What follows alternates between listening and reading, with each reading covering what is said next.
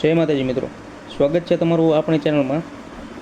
મિત્રો, જો તમે પણ હજી સુધી તમારું ઈ શ્રમ કાર્ડ નથી બનાવ્યું તો આ વિડીયો તમારા માટે ખૂબ મહત્ત્વનો છે। આજે આપણે આ વિડીયોમાં જોઈશું કે તમે ઘરે બેઠા તમારા મોબાઈલથી જ ઓનલાઈન ઈ શ્રમ કાર્ડ કેવી રીતે બનાવી શકો છો, એ પણ એકદમ ફ્રીમાં।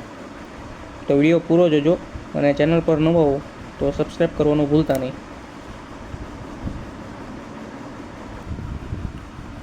તો ચાલો શરૂ કરીએ। સૌપ્રથમ ગૂગલમાં જઈએ, તેમાં ઈ શ્રમ સર્ચ કરીશું।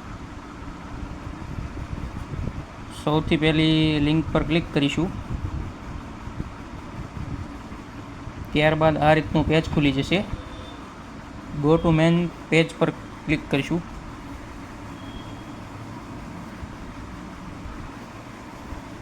હવે આ રીતનું પોર્ટલ ખુલી જશે। હવે રજિસ્ટર ઓન ઈ શ્રમ ઉપર ક્લિક કરીશું।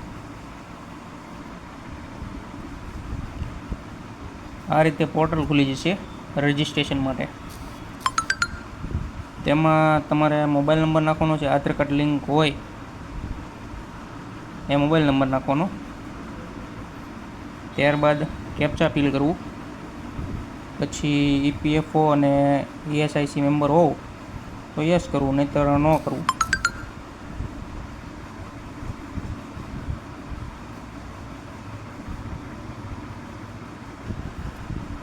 હવે સેન્ડ ઓટીપી પર ક્લિક કરશું। ઓટીપી આવશે, એ ઓટીપી આપી સબમિટ કરવું।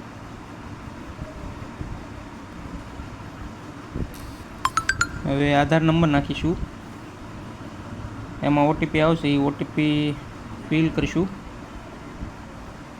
પછી કેપ્ચા ફિલ કરીશું,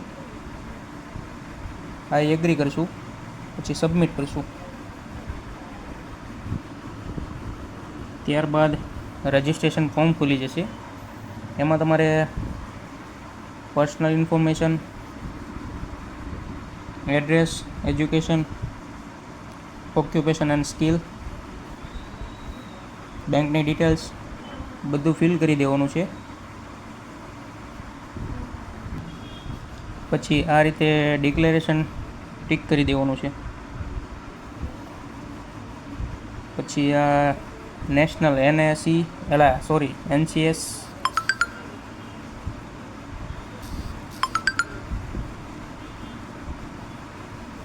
તમારે કોઈ જોબની માહિતી મેળવવી હોય તો યસ કરવાનું, નહીંતર ન રાખી દેવાનું છે।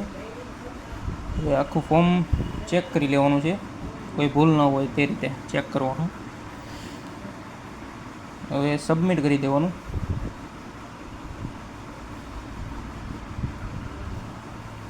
પછી આ રીતે તમારું ઈ શ્રમ કાર્ડ બનીને તૈયાર થઈ જશે।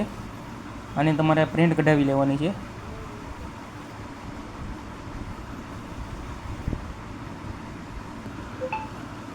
તો અમારો વિડીયો તમને ગમ્યો હોય તો લાઇક, શેર અને સબસ્ક્રાઈબ કરી નાખજો, જેથી અવનવી અપડેટ મળતી રહે।